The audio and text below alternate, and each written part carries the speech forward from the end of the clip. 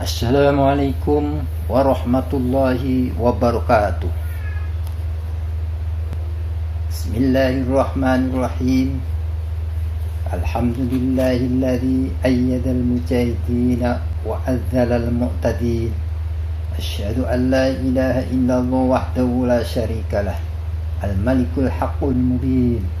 Wa asyhadu anna Muhammadan abduhu wa rasuluhul mab'usu rahmatan lil alamin. Allahumma salli wa sallim wa barik ala sayyidina Muhammad wa ala alihi wa ashabihi ajma'in. Amma ba'du. Saudara-saudara kaum muslimin yang berbahagia, marilah kita senantiasa meningkatkan takwa kepada Allah Subhanahu wa taala. Takwa dalam arti yang sebenarnya, yakni dengan melaksanakan semua perintah Allah serta meninggalkan larangan-larangannya.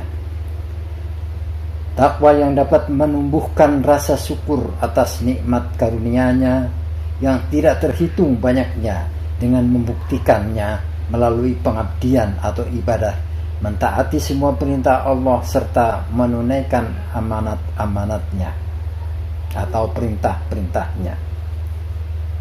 Satu di antara kenikmatan Allah yang besar ialah kenikmatan hidup bernegara. Hidup bernegara dalam arti bebas dari penindasan bangsa lain, atau dengan kata lain ialah negara yang merdeka. Sebagaimana kita sadari bahwa bumi tumpah darah kita cukup lama mengalami penjajahan bangsa asing, tidak kurang dari 350 tahun bangsa kita dicengkram oleh Belanda. Kesemuanya itu merupakan penderitaan lahir batin yang tak pernah terhapus dari catatan sejarah bangsa Indonesia. Dari masa ke masa selama dalam penindasan kaum penjajah itu, tidak sedikit daya upaya para pahlawan kusuma bangsa untuk berusaha melepaskan bangsa dari segala penderitaan. Sejak dari Sabang sampai Merauke, tumbuh pejuang-pejuang yang menyadari akan arti hidup merdeka serta berusaha untuk mengusir kaum imperialis, sehingga di mana-mana timbullah perlawanan yang hebat terhadap pemerintah penjajah saat itu. Jiwa, raga, dan harta mereka korbankan untuk kepentingan perjuangan. Darah mengalir membasahi medan-medan tempur sebagai bukti kebulatan tekad serta keikhlasan mereka untuk hidup merdeka. Semangat juang mereka menyala-nyala atas dasar membela hak dan memenuhi kewajiban. Meskipun akhirnya mereka gugur sebelum tercapai cita-citanya, namun merekalah para syuhada yang patut digelari sebagai kusuma bangsa. Dari catatan sejarah itulah kita mengetahui bahwa nilai kemerdekaan negara kita amat besar. Kemerdekaan negara kita telah ditebus oleh para pahlawan bangsa dengan harga yang sangat mahal, yaitu dengan darah dan nyawa. Bahkan harta benda yang dikorbankan untuk perjuangan melawan penjajah, untuk mengusirnya dari bumi tumpah darah Indonesia. Saudaraku kaum muslimin yang berbahagia, pada dasarnya landasan perjuangan para pahlawan pada masa-masa lalu ialah iman dan takwa kepada Allah Subhanahu wa taala. Cahaya iman dan takwa telah menerangi hati para pahlawan bangsa kita, sehingga mereka sangat membenci kezaliman dan keangkaran murkaan yang telah diperbuat oleh penjajah. Mereka menyadari bahwa kezaliman dan penindasan tidak sesuai dengan ajaran-ajaran Islam yang sebagaimana tertuang dalam syariat Islam. Dari sinilah para pahlawan kita mengambil titik tolak untuk berjuang dan melepaskan diri dari bangsanya, melepaskan diri dari bangsa, dari segala penderitaan mereka, dari segala penderitaan.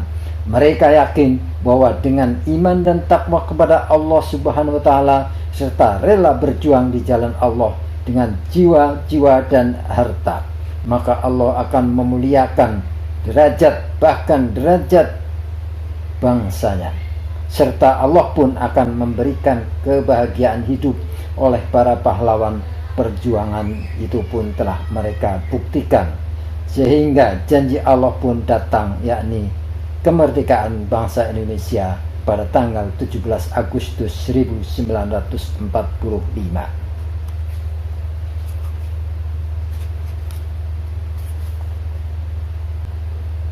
Saudara-saudara kaum muslimin yang berbahagia, atas jasa-jasa mereka lah pada saat ini kita dapat menikmati kehidupan yang penuh berkebahagiaan, ketenangan dan kesejahteraan dalam suatu negara yang merdeka. Oleh sebab itu, sudah selayaknya kita menetapkan suatu hari yang tetap sebagai hari besar untuk mengenang mereka, dan hari itu sekarang kita kenal sebagai Hari Pahlawan. Kiranya tidak berlebihan kalau dalam kesempatan ini kami gunakan juga sebagai ajakan kepada saudara-saudara untuk mengenang kembali jasa-jasa para syuhada dalam kesempatan menyongsong datangnya Hari Pahlawan yang beberapa hari lagi akan kita peringati. Akan tetapi dalam kita memperingati Hari Pahlawan, tidaklah cukup dengan mengadakan upacara-upacara belaka atau hanya dengan mengenang perjuangan hidup mereka saja. Namun yang lebih penting ialah kita hendaklah bertekad untuk meneruskan cita-cita perjuangan mereka, yakni dengan mengisi dan menggunakan hasil jerih payah mereka dengan sebaik-baiknya. Oleh sebab itu, kita yakin bahwa hasil jerih payah mereka adalah merupakan karunia Allah semata-mata yang wajib kita syukuri, sehingga dengan syukur itulah kita akan lebih banyak lagi memperoleh tambahan karunia dan nikmat Allah Subhanahu wa taala. Sebaliknya, apabila kita tidak mau mensyukuri karunia dan nikmat itu, niscaya Allah pun akan mengancam dengan azabnya yang sangat pedih. Sebagaimana Allah berfirman, wa itta'adzana rabbukum la in syakartum la azidannakum wa la in kafartum inna adzabi lasyadid. Dan ingatlah juga tatkala Tuhanmu memaklumkan, sesungguhnya jika kamu bersyukur pasti kami akan menambah nikmat kepadamu, dan jika kamu mengingkari nikmatku maka sesungguhnya azabku sangat pedih. Surat Ibrahim ayat 7.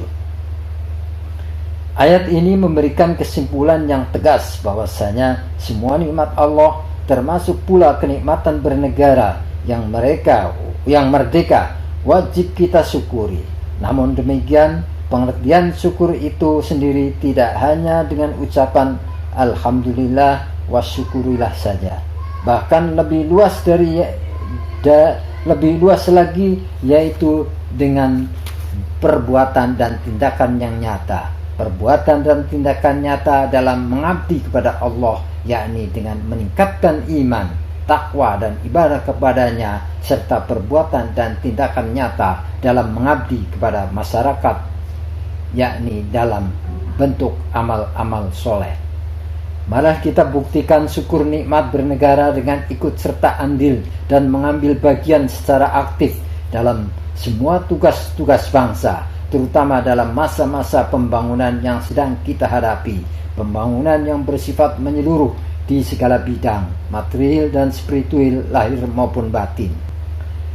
Dengan landasan iman dan takwa yang benar, kita teruskan cita-cita perjuangan para syuhada, para pahlawan kita yang telah mendahului kita, semua sebagai tanggung jawab moral yang dibebankan kepada generasi sekarang yang merupakan generasi penerus. Yang demikian itu sekaligus merupakan penghormatan dan penghargaan kita atas jasa-jasa mereka yang tinggi nilainya serta mahal harganya.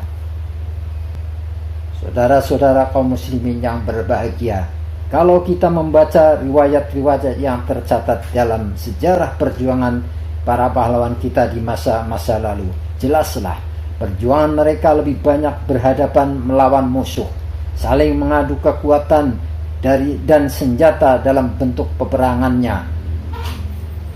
Akan tetapi setelah kemerdekaan kita peroleh, kaum penjajah yang merupakan lawan dan musuh yang nyata telah kita usir dari bumi kita. Lalu berarti perjuangan bangsa kita telah selesai dan berhenti sampai di sini?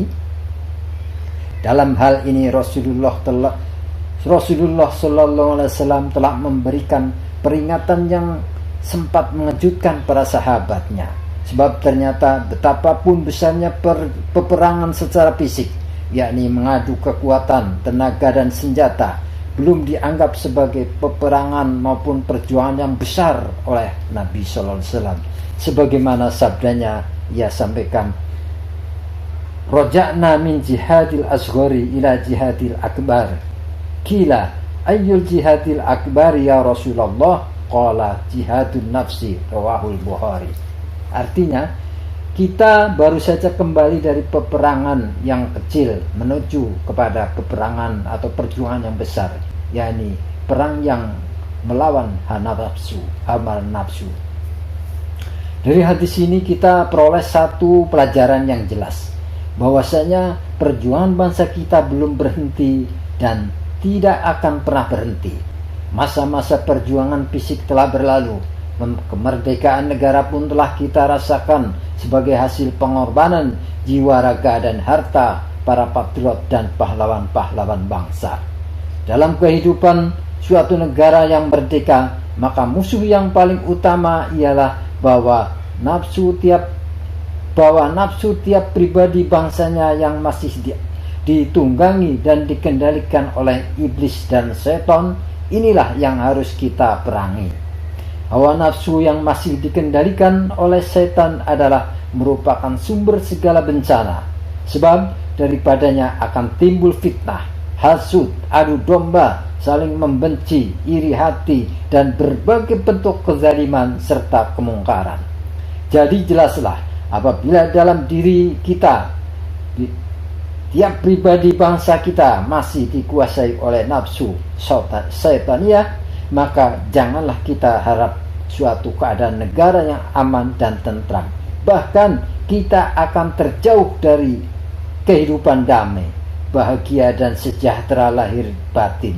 Lebih dari itu berarti kita telah menyia-nyiakan nikmat Allah yang berupa kemerdekaan. Juga berarti kita tidak menghargai jasa para pahlawan bangsa yang telah gugur sebagai syuhada.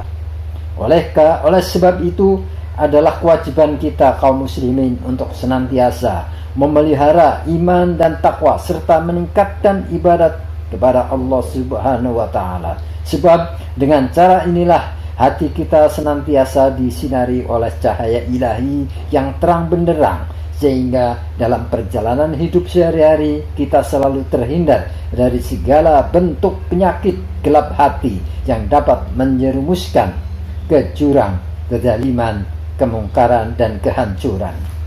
Kita yakin bahwa sekiranya seluruh bangsa Indonesia telah benar iman dan taat kepada Allah Subhanahu wa taala serta nyata-nyata melaksanakan ibadah sebagaimana tuntutan Allah dan Rasul-Nya, niscaya Allah akan segera mewujudkan tujuan cita-cita perjuangan bangsa Indonesia, yaitu suatu masyarakat yang adil, makmur, penuh ampunan Allah. Baldatun tayyibatun warabbun ghafur. Begitu kata para ulama. Akhirnya, marilah kita jadikan peringatan Hari Pahlawan yang akan kita peringati dalam beberapa hari lagi sebagai titik tolak untuk merubah sikap hidup kita yang keliru dan sesat lantaran sadar ataupun tidak selama ini kita tidak jarang terpengaruh bujuk nafsu syaitania. Sadar akan keadaan diri sendiri inilah permulaan yang baik untuk membentuk sikap dan watak masyarakat yang bertanggung jawab terhadap tugas-tugas negara dan bangsanya. Itulah sikap para pahlawan yang telah gugur sebagai kusuma bangsa. Kita berdoa semoga arwah mereka diterima di sisi Allah Subhanahu wa taala dengan suatu kehidupan yang tenang dan menyenangkan. Serta kita berharap pula semoga negara kita Indonesia senantiasa mendapatkan perlindungan Allah Subhanahu wa taala, aman dan damai. Juga semogalah para pemimpin kita selalu mendapat petunjuk, taufik, hidayah, inayah, serta kekuatan lahir maupun batin, sehingga beliau-beliau itu mampu memikul dan menunaikan semua amanat bangsa sesuai dengan tugasnya masing-masing. Demikianlah, wal afu minkum wallahu muwaffiq ila aqwamit thoriq. Wassalamualaikum warahmatullahi wabarakatuh.